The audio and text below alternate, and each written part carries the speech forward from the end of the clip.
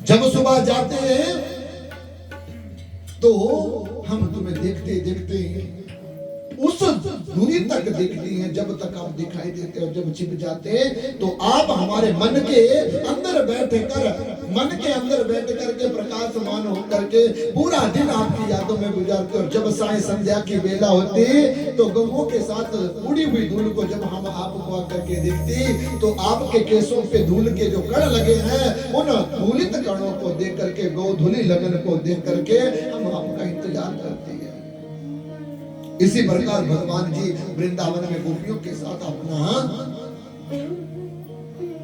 बाल्यावस्था का समय गुजार रहे हैं। समय की बात है, गोपियां भगवान से प्रेम करती और जैसे प्रेम करती तो एक दिन गोपियों ने मन में धारणा करी, हेमंत ऋतु का आगमन हुआ, मार्गशीर्ष महीना बैठ गया और नियम बना लिया भगवती दुर्गा देवी का प्रातः काल उठती और उस यमुना के जल में खड़ी होकर के कात्यायनी भगवती जगदम्बा भगवती मैया का जप करने लगी। जब जप करने लगी तो सूची कहते हैं स्वर्ग का दृश्यों, एक दिन जल के बीच में खड़ी हुई देख करके ये जप कर रही गोपियों को जब देखा तो भगवान जी ने उन्हें ठगाने के लिए उनके वस्त्रों को चुरा लिया।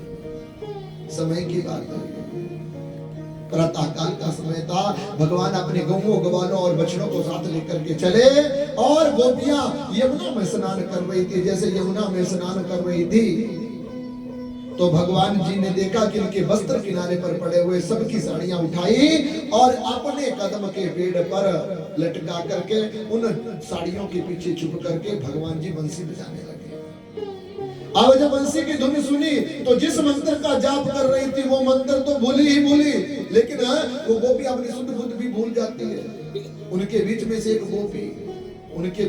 गोपी बोली, बोले गोपियों तुम क्या करती हो? बोले आज कन्हैया की बांसुरी सुनाई दे रही है, मन देवी के चरणों में नहीं लगता। लेकिन इतने में क्या हुआ कि जैसे एक गोपी की नजर किनारे पर पड़ी तो गोपी की नजर पड़ते ही क्या देखा कि गोपी किनारे पर रखी हुई साड़ियां नहीं है।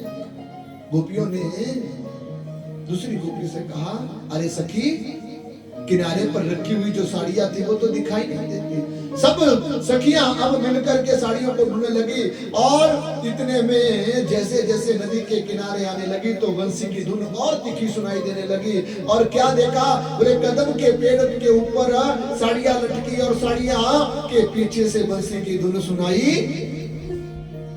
दी जा रही। अब गोपियां भगवान जी से कहती है, बोले कन्हैया हमें पता है तुम ही नहीं है, हमारी साड़ियां चुराई है, इसलिए तुम इन साड़ियों को वापस दे दो।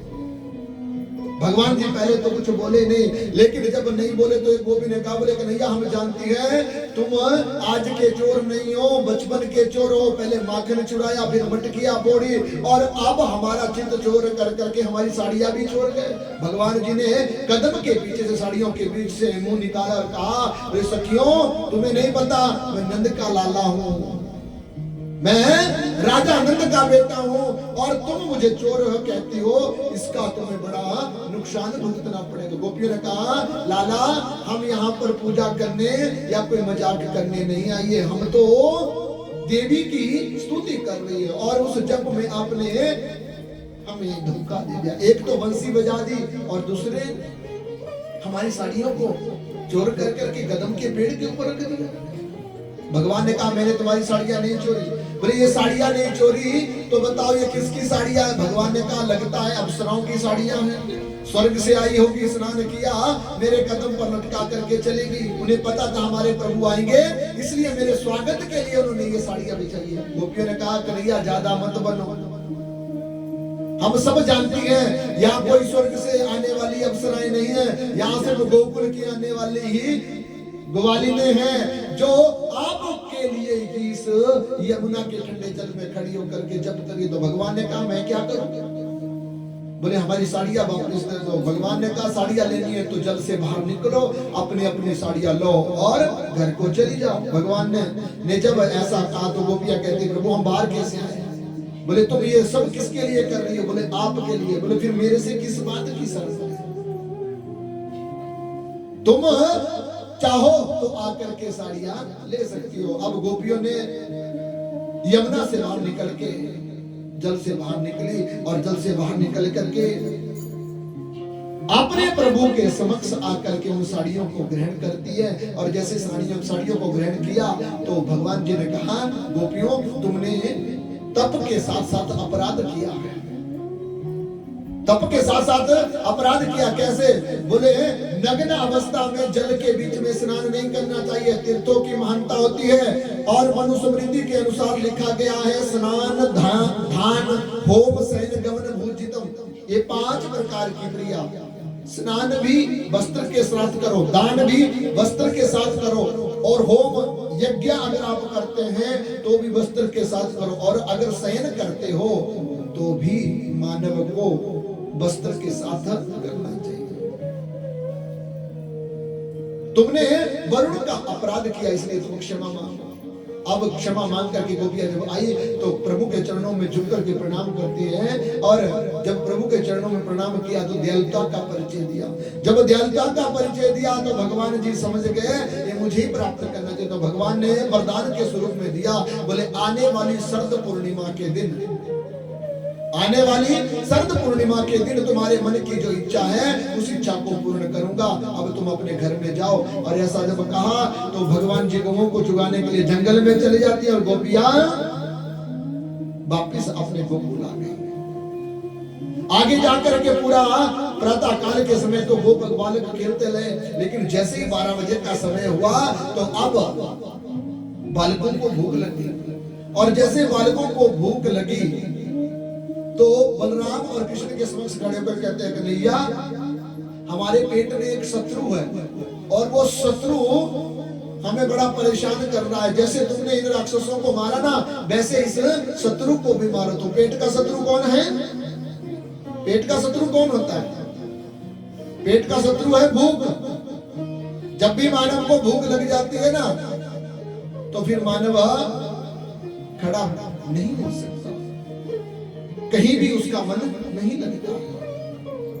तो भगवान जी समझ गए और भगवान जी ने कहा, एक वालो साथ में जाओ और कुछ ही देरी आगे जाकर के तुम्हें ब्राह्मण यज्ञ करते मिलेंगे। और वो अंगिरस नाम का यज्ञ कर रहे हैं, उनकी पत्नियां भोजन बना रही है। तुम जाकर के ब्राह्मणों से भोजन मांगो और कहना बलराम और कृष्ण भी आए हैं, हमारे लिए भी भोजन लेकर के आओ और स्वयं भी खा करके आओ। अब गोप बालक भूख के कारण भोजन मांगने के लिए जब गए तो ब्राह्मण अपने काम में लगे होते और अभिमान के कारण उन ब्राह्मणों ने उन छोटे छोटे बच्चों की बातों के ऊपर ध्यान नहीं दिया। और जब बातों के ऊपर ध्यान नहीं दिया तो क्या होता है, वो गोप बालक निराश होकर के वापस आ जाते हैं। कन्हैया से कहा, कन्हैया वो तो बड़े अभिमानी हैं, उन्होंने देना तो अलग की बात, हमारी तो बात भी नहीं सुनी। कन्हैया ने कहा, तुम चिंता न करो और अब जाओ पाकशाला में जहां पर भोजन बना रहा है ना, माताओं के पास जाओ, वहां उनकी पत्नियां भोजन बना रही है, उनसे भोजन मांगो। ग्वाल बालकों ने कहा, कन्हैया अब हम नहीं जानते, हमें शर्म आती है।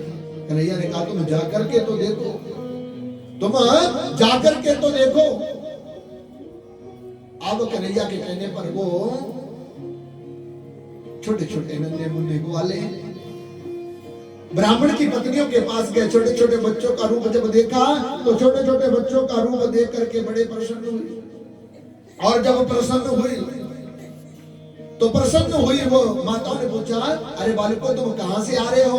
बोले मैया हम इसी जंगल में गौएं चुगाने आए हैं, साथ में बलराम और कृष्ण भी आए हैं, लेकिन आज हमें भूख लग गई, अगर कुछ बनाए तो हमें खाने को दे दो ना।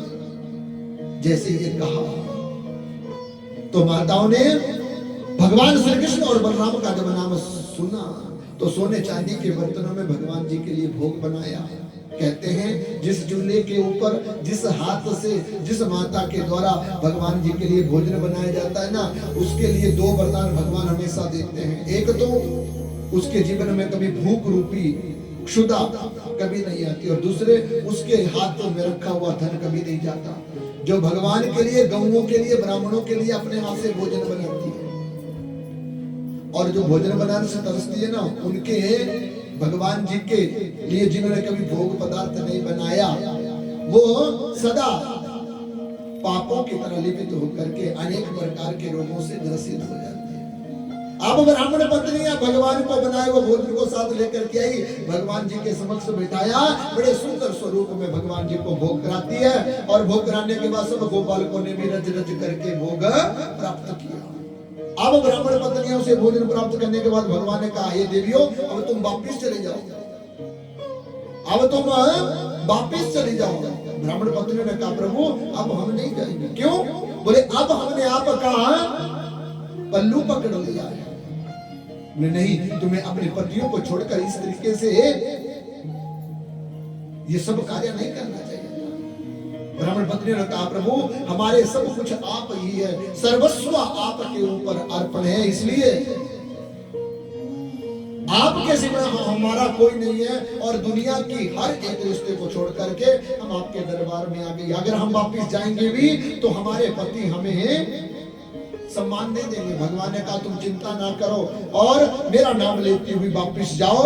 और वापिस जब तुम जाओगी तो यज्ञ में अपने पतियों के साथ बैठ करके यज्ञ कार्य को पूर्ण करो, तुम्हें कोई कुछ नहीं कहेगा। ब्राह्मण पत्नियां भगवान के कहने पर वापिस गई और वापिस जाकर के यज्ञ का कार्य पूर्ण किया। और यज्ञ का कार्य पूर्ण होने के बाद सुखदेव कहते हैं, राजन, ब्राह्मण पत्नियों ने भगवान को भोग लगाया। इस बात का पता जब ब्राह्मणों को चला तो अभिमान जो था वो चूर चूर हो गया और भगवान जी से मिलने के लिए प्रार्थना करते हैं। लेकिन जिनके कर्मों में भगवान जी की भक्ति नहीं लिखी है, वो भगवान के पास आकर के भी भगवान की कथा को नहीं सुन सकते। जिनके भाग्य में प्रभु का नाम नहीं है, वो कथा में बैठ करके भी कथा नहीं सुन सकते। और जिनके प्रति प्रभु का प्रेम है, वो घर बैठे चलते फिरते उठते आठों यामों में, आठों पहरों में भगवान की कथा को सुन लेते हैं।